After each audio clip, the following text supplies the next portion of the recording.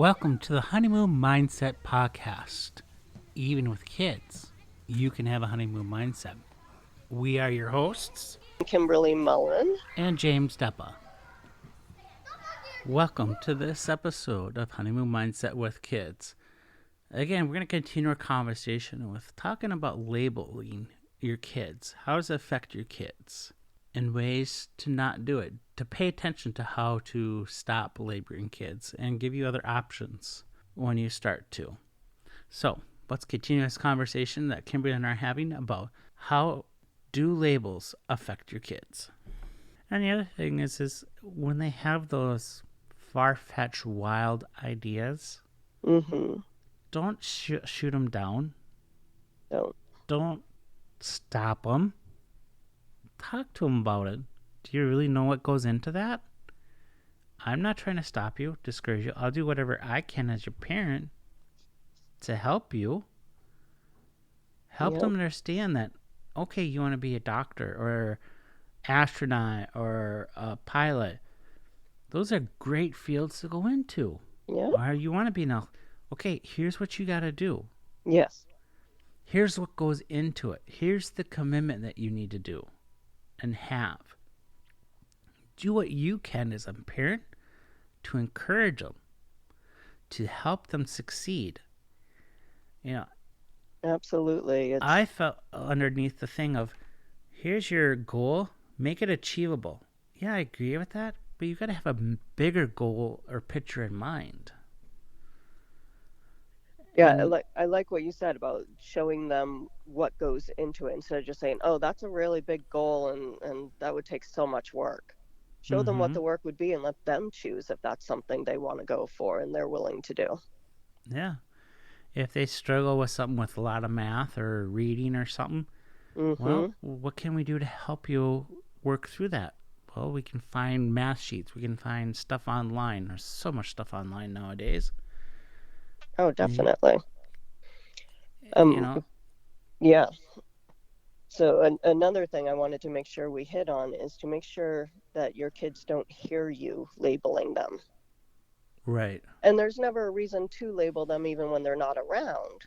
Exactly. But I agree. I think as parents, we get very defensive and we feel we need to make excuses for our children. So, so many times, like, I'll say hi to a child and they'll kind of hide behind their parent's leg and the parent will be like, oh, are you being shy? Or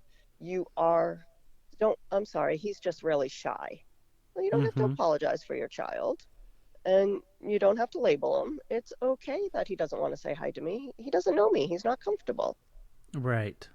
It's not a problem. So, but when they hear that, they're like, okay, so this is what I'm supposed to do every time now because this is who I am. Right.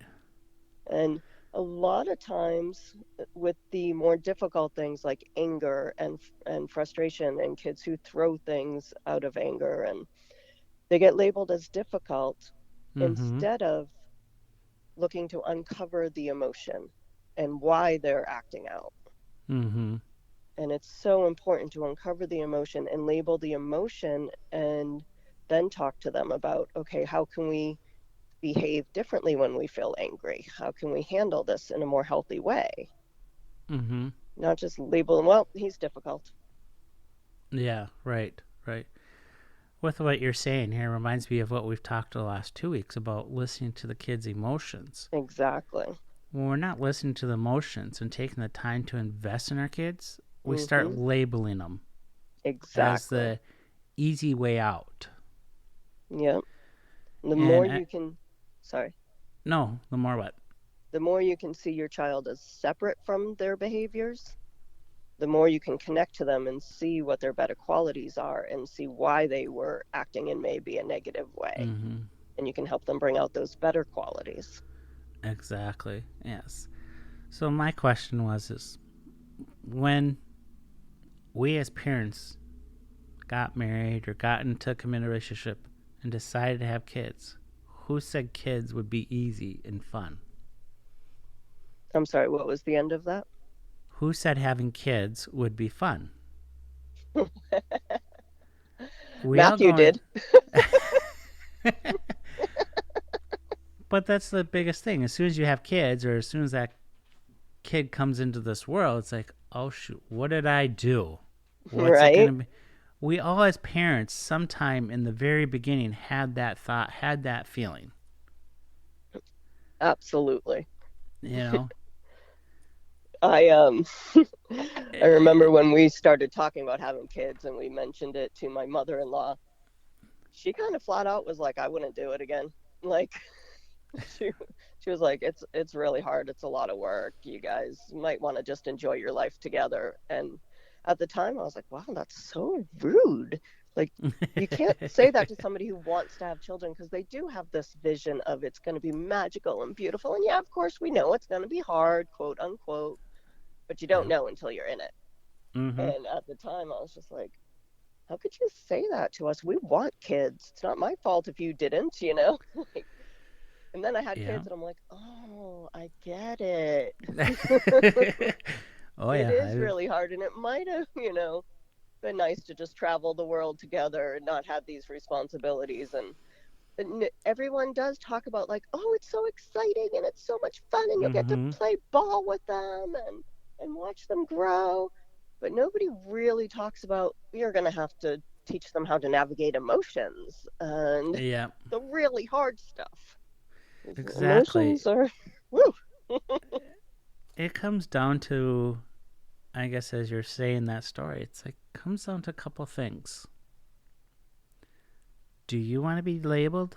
How do you feel when you're in the workplace and you get called names or pre-labeled in the grocery line, store line, wherever, because you're buying a certain food or whatever? That automatic stigmatism that goes with something you buy.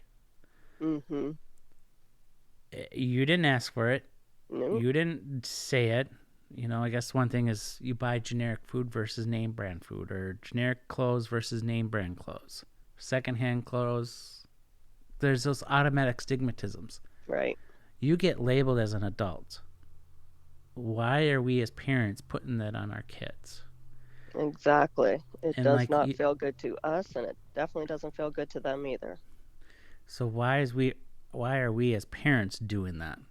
No, it's something like you said, Kimberly. We get caught up in the moment. It's something we Mm-hmm. just naturally do. It's our instinct. It's our amygdala firing, trying to protect us.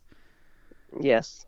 And the other thing that popped in my head when you're telling that last story, Kimberly, is it goes back to the golden rule in the Bible or whatever.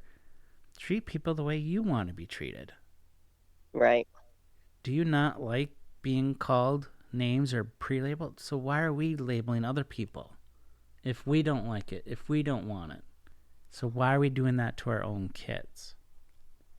Sadly, so many people don't even know they're doing it. Mm-hmm. Exactly. They And were that's just where. they were always labeled as a kid. It just seems like the natural thing to do. Mm-hmm. And yeah, so many And people that. aren't aware of it. And the more that do become aware of it and see how they're placing all these limiting beliefs on their children, and they Yeah. can make that simple shift to name the behavior instead and to choose their words carefully, Exactly. it will And help their child grow and like tremendously. yeah, and like you've said several times, it deals with our past. How are we going to change our past so we don't do it forward? What are you going to do? Work on the healing of your past. Mm-hmm. Work on your healing in your past with your kids. Help them see where it came from and how it started. Right. Right. And past, I'm not meaning generational past, which is your lineage, your parents, your grandparents, like that. Yes, it's from that. But your past is also the music you've listened to, Mm-hmm. what you watch on TV, what you watch on social media. Oh yeah. That's all past. Anything you just did 10 minutes ago is your past. And You're it all learning. influences you and who you become. Yes, and some of it, and Kimberly and I both have said this repeatedly, some of it does go deeper. Some of it does go way back in your history. And yeah, we got to deal with that. But why make life harder for our kids? Because this life is hard enough as it is. It's not Right. as easy as it was 15 years ago, 20 years ago, 10 years ago. So true. And the other thing that we've started saying, I think it's sort of picked up, sort of like the slogan for the show, I think, Kimberly. We got to listen with our hearts, too. Yes. We are a mind-driven society with the instant gratification and everything that we don't listen with our hearts enough. I completely agree with that, and definitely something I'm trying really hard to show my kids, to listen to their heart more. Mm-hmm. I agree. I mean, ever since I said that one time, you're like, I like that. We've said it like 5, 6 times. I think it's the slogan for the show. Listen with your heart. Mm-hmm. To help that honeymoon mindset with your kids. And then when you Absolutely. listen with your heart, we open up. You'll help them fight through those labels, whether you accidentally put it on them or intentionally put it on because of what happened, Mm-hmm. or with something that they're doing themselves because of what they're learning in society. We as parents do have a very tough job. And when you get it down, which we never will, life's changing way too fast. Hence, I ended up with 10 little ducklings.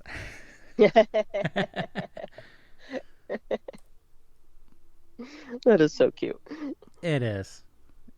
Look for the story later where it comes up. What's the craziest thing you've done for your kids? I ended up with Right? 10 little ducklings. I want to see pictures of them. Oh, yeah. But that's the whole point of transitioning back to that story.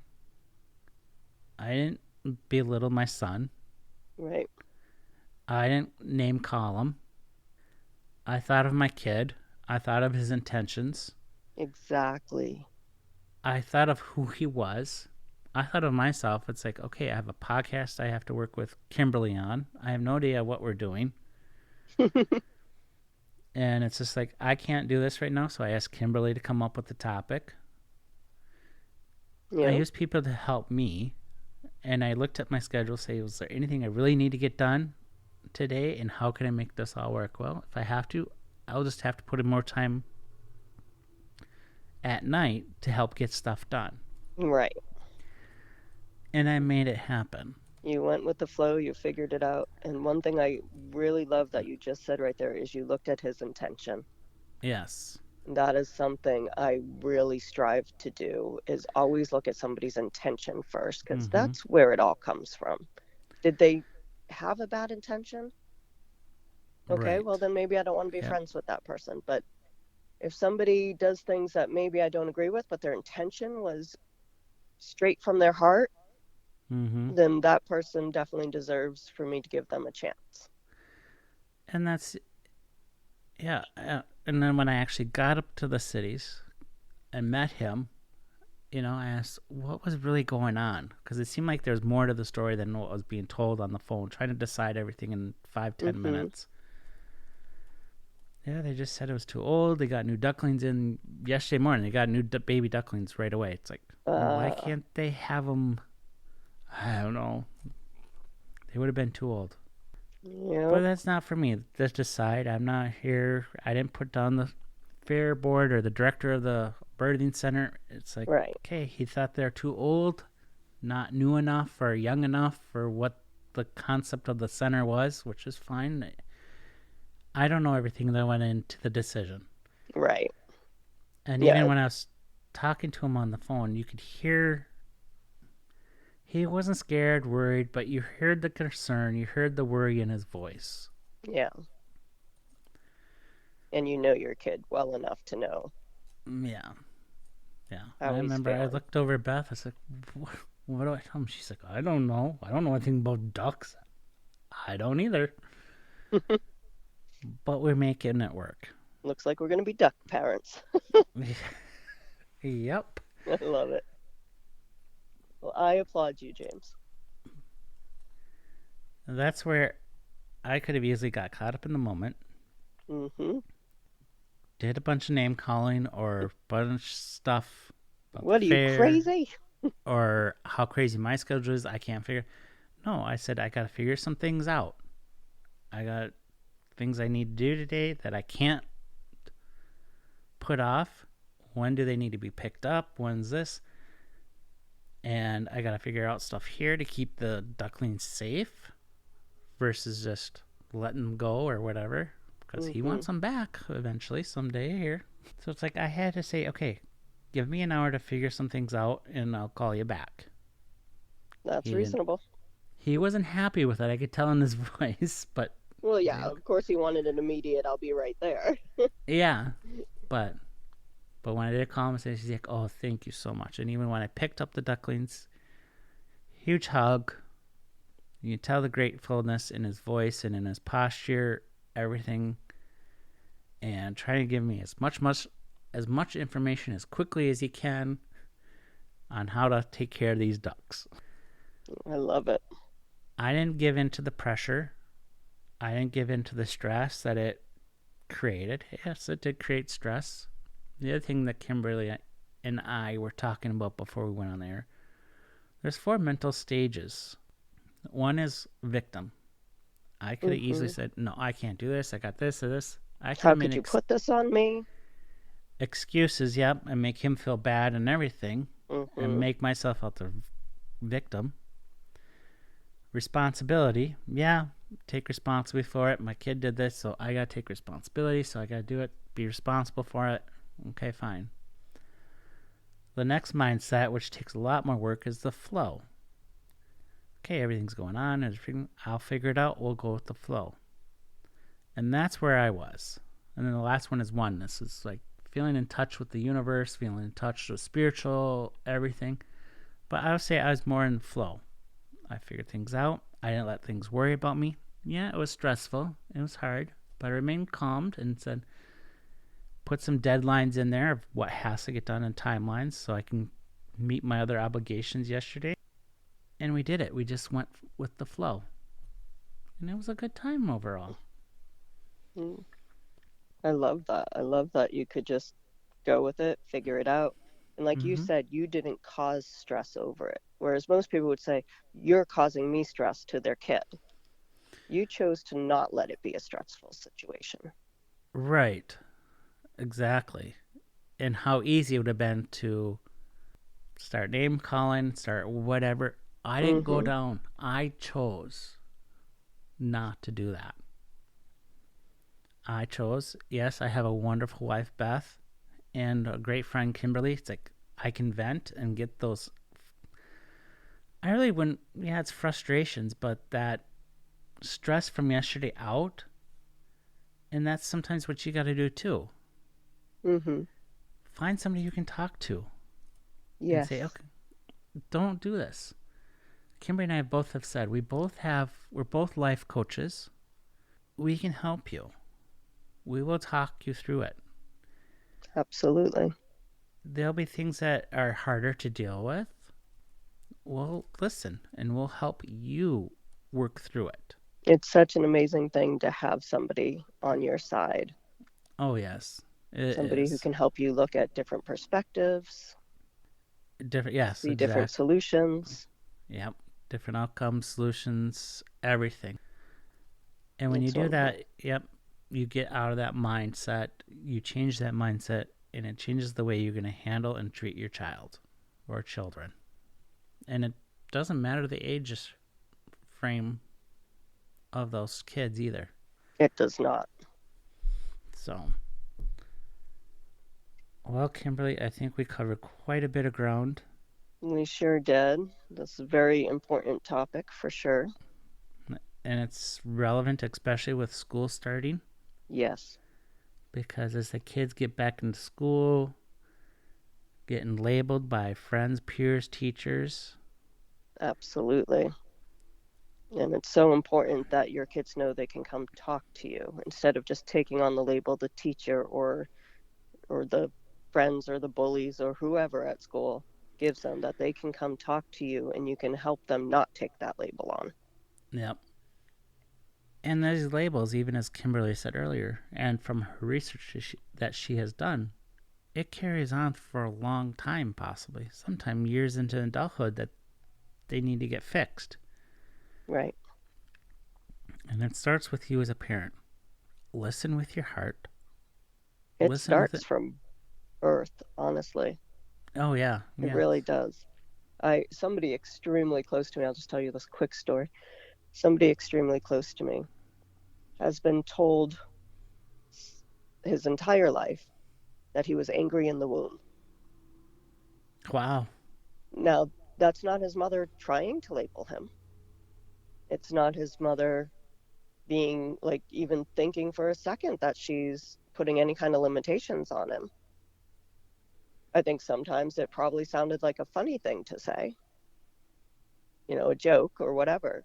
Mm-hmm. But I will tell you that person definitely took on that persona and just was like, okay, I'm an angry person. That's who I am. I have been since even before I was born. Wow. And that takes a lot of undoing. Well, they So do say a it baby in starts the from the womb. very beginning. Yeah, how much a child in the womb can actually really hear and Oh responds yeah. to with the mother's voice and those Mm-hmm. glows. So yeah, you're Yeah. right. You need to, even if you're getting ready or you are pregnant, congrats. Watch Yeah. what you say about your child in your womb.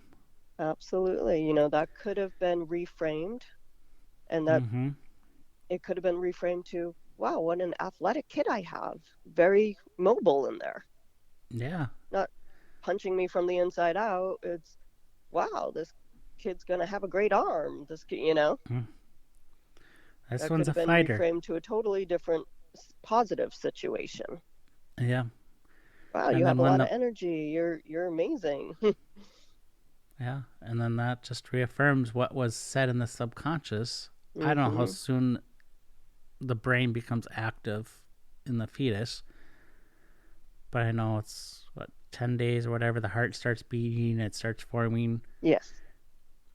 all that stuff. So it's like, okay, the brain has to start be functioning somewhere in there, and the cognitive and everything. And then it's like, oh, the mom says this and starts picking up on it, affirms what I heard while it's still in the womb. Exactly. Yep. So, And, even through his entire life, that was said, yep, you were angry in the womb. Yep. mm-hmm. So it starts immediately. And also, it's never too late to reframe it. Right. And the other thing that goes right along with it, it's never too late to apologize for it, Exactly. whether it was meant or not, Oh, exactly. you know? I And, 100% agree. And like I said, I mhm. really truly believe 99% of the parents aren't doing it intentionally. They don't even Right. realize it. Yeah. So, but once they know, it is their responsibility to change it. And the other thing is, this is, I guess, stupid as this may sound or crazy. And if you're not sure what to do about it, ask the child. Mm-hmm. You said you don't like this. What would you like? I sure don't What think that do sounds you need? crazy, What do you need to hear? right? I mean, crazy if you're asking a kid for advice. You're asking a kid for their input, their opinion. And you're the parent. You should know. No, we don't always know. And that goes back to the other thing that we've been saying is each kid is different. Each kid has its own their own personality. They can tell you what they need or not. Exactly. You So, have to be willing to listen. We've said that a million times, and they mm-hmm. do know if you listen to them. If you won't And, listen to them, they start to doubt themselves and don't think they know. right. And then the labels become even more Mm-hmm. serious. Exactly. So, and then it also comes down to choice. You need to choose to do it. You need to choose to follow through. Yes, I And do you definitely agree choose with to that. follow negatively or positively? It's a Mm-hmm. choice. Just like Kimberly and I, every morning we get up, we love our spouses. We're grateful for our spouses. We're grateful for our kids. We choose that.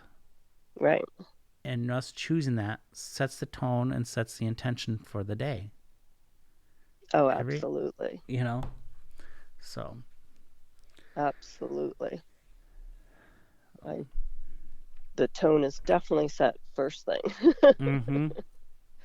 And that is a great way to start it, is to sit there and remind yourself what you're grateful for. Yep. So, And if you do, like I had this situation yesterday morning, my daughter woke up before I was ready for her to, and I had all these expectations of what I was going to accomplish before she woke up. And yeah. when she woke up, I got pretty cranky. And I had to sit myself down for a second and be like, this is not her fault. So she's awake. Mm-hmm. So I'll do my things later today. And I had to definitely reframe myself and then welcome her over and be like, okay, come sit with me. Let's cuddle. Mm-hmm. And then be grateful for her, Yeah. just like you said. And And the other thing you could have done is, hey, I gotta get some of this stuff done before the others wake up. Is there any way you want to help me with some of it? If there's some of it you can help out with, yeah, they kids love to help their parents too. It's oh, how they they do learn. for sure. You know, Absolutely. I always It try to makes find them the feel like they belong. and find the positive things, and then they feel being useful, belonging. Like you said, that's perfect. They feel belong, needed, wanted. Mm-hmm. So, Definitely. all right. Anything else? Nope. I just really can't emphasize enough that labeling your kids is harmful to them, and there's such a simple solution to not do it. Mm-hmm. Just pay attention to what you're saying and how you're saying it, whether they're around or not. Mm-hmm. And like we said, listen with your heart. Treat others the way you want to be treated. It's the golden rule for a reason, Mm-hmm. and it's so simple and so basic. It's so simple. And look for the positive. And when they are struggling, talk to them, listen, and help them see it in a different light. Definitely. And again, if you're struggling with that or not sure, reach out to us. Email Kimberly. Send her a DM on Facebook at Sunrise Mindsets on Facebook and Instagram. Or Yes. you can reach out to Passionate Life Mentors on Facebook and Instagram as well. We will Yes. get Yes. back to you, and we will help, and we will listen. Thank you, Because, James. yes, thank you, Kimberly. Life is hard enough. We have training. We have experience from training, from coaching, from life experience. We've been down there and we've done the work ourselves. Right? Life experience is so huge. Mm-hmm. I can't say that enough. Thank you all for listening to this episode of Honeymoon Mindset with kids. When you listen with your heart, you'll make your relationship bloom to that honeymoon mindset. 100%. Yep, 100%. And enjoy your kids. Goodbye, everyone.